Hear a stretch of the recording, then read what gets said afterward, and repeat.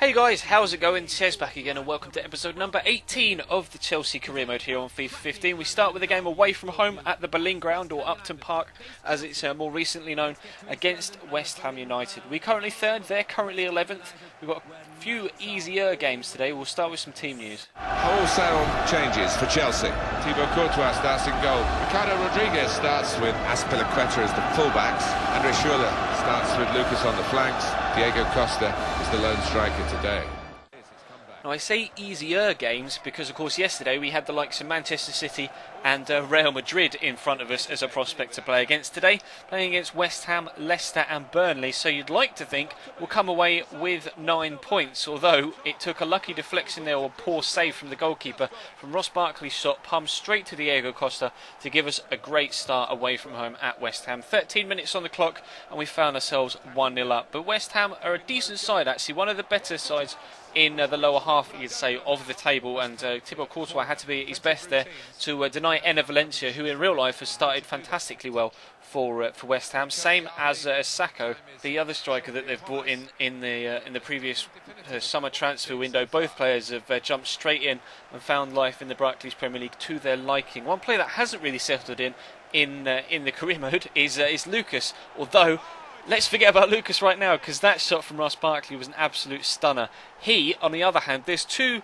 extremes of the scale there. Ross Barkley, although obviously was already at a Premier League club before we signed him, but Ross Barkley has settled in perfectly well here in the Chelsea lineup and has scored 4 or 5, maybe even 6 goals I think now altogether in the opening 7 or 8 games that he's played. It's been an absolutely fantastic signing.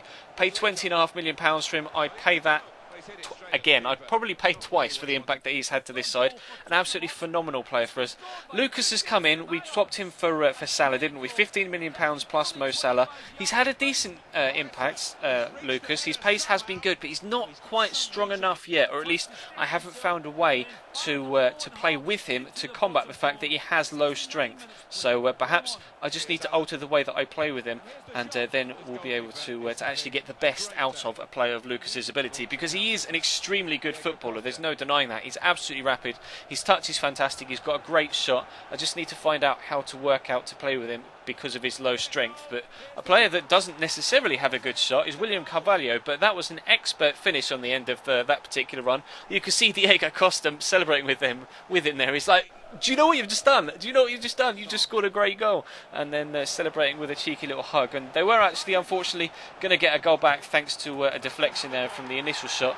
And Enner Valencia scores another one for West Ham there. But that makes it 3-1. And that is how the game was going to finish. So 2 goals of particular quality. One from Ross Barkley, of course, and the second one from Carvalho. 2 decent finishes, and then 2 rebounds as well. One for us, 1 for them. So 3-1 is the final scoreline, and we take all 3 points. Now the next team is Leicester City away from home. We played them at home in the second Barclays Premier League game of the season, and they actually caused me a lot of problems. We were only able to come away with a point from that game, hoping for all 3 this time around, but here is your team news. Wholesale changes for Leicester City. Kasper Schmeichel starts in goal. Richie Delat replaces Danny Simpson, who's looked vulnerable recently. Danny Drinkwater plays with Esteban Cambiasso in the middle. In attack, Jamie Vardy starts up with Chris Wood.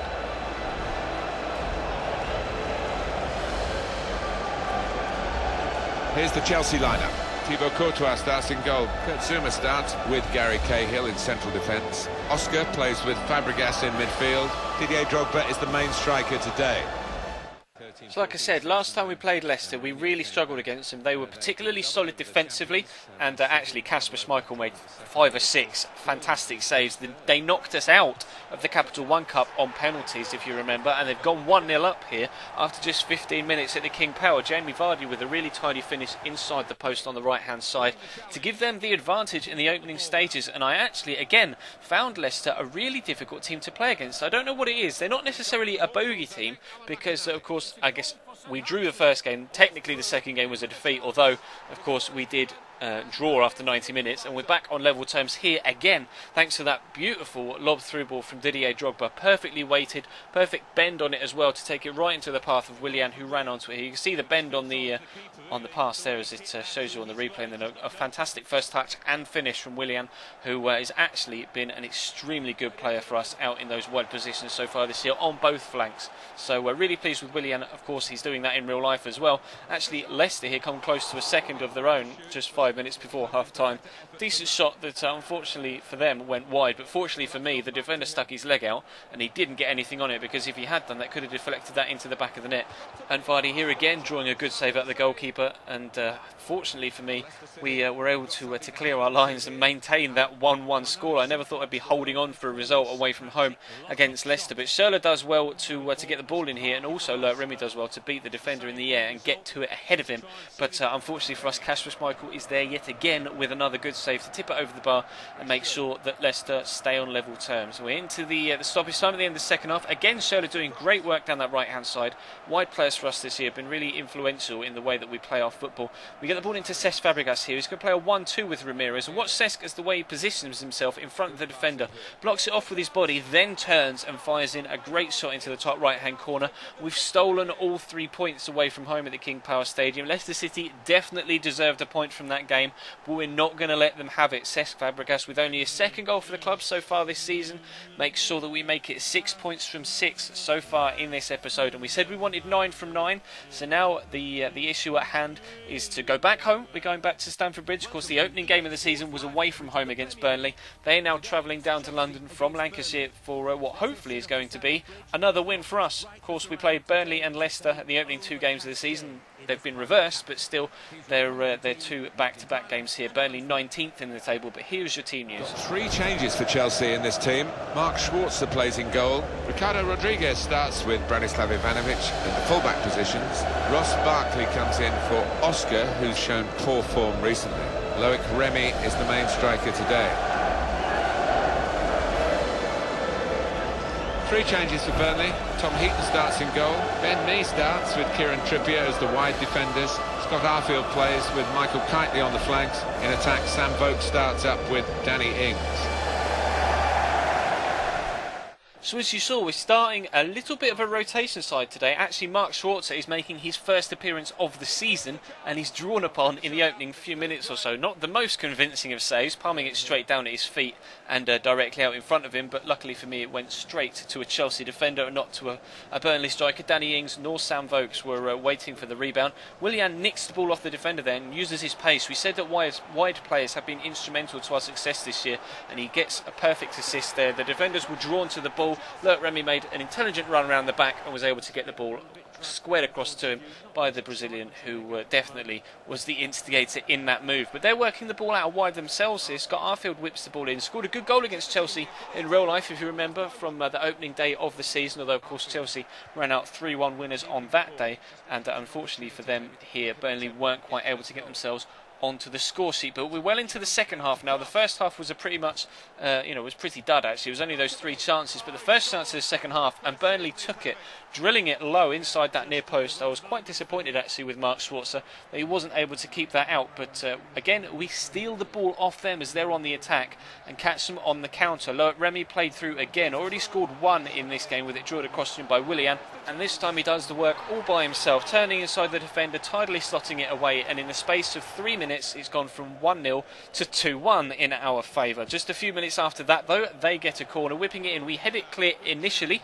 but it only goes as far as Michael Kitely, who actually, just as a bug for FIFA 15, on the back of Michael Kitely's shirt there's no Y, so it actually says Michael Keitel, which is rather odd. But it's Matty Taylor scoring another goal for them here, drilling it into the bottom corner, and that makes it 2-2. So in the space of 9 minutes we've gone from 1-0 to 2-2. 10 minutes after that goal we pick ourselves up a free kick here on the edge of the box. We said in the Atletico episode yesterday, try a new free kick technique that you guys suggested in the comments. Worked for Churchy yesterday, it's worked for me here as well. Line the outside the wall's man's arm up with the post, and then put a couple of bars of power on it, and it seems to go in. 9 times out of 10. We've tried it twice, it's worked twice, and it was enough to give us a 3-2 win. So after a completely dead game, it really escalated quite quickly at the end of that second half, and from 1-0, suddenly out of nowhere, it was 3-2. Fortunately, in our favour, and we maintain our good push towards the top of the table. Actually, Manchester City and Spurs have been dropping points, as you can see. We were 7 points behind Tottenham at the top of the table, and now they only have 1 game in hand and are only a singular point ahead of us, and we're only a single point behind Manchester City as well. So the title race is hotting up with 10 games to go. It could go any way of 3 teams. You don't quite think Man United or Newcastle will close up, although United, if they win their game in hand, can come within 3 points of us, so maybe they're in with a shout of the title, but you think it's between us, Spurs and City. So it's getting down to the nail-biting stuff. Fortunately, we were able to get 9 points from 9 in today's episode, which is the initial plan. So hopefully we can continue in tomorrow's episode and do well in the FA Cup and in the Champions League as well. We've got the second leg of the round of 16 of the Champions League against Real Madrid. So be sure to check your sub boxes for that tomorrow afternoon. Of course, subscribe if you're not already to make sure that you don't miss out on that episode. And of course, hit the like button on this video if you enjoyed it as well.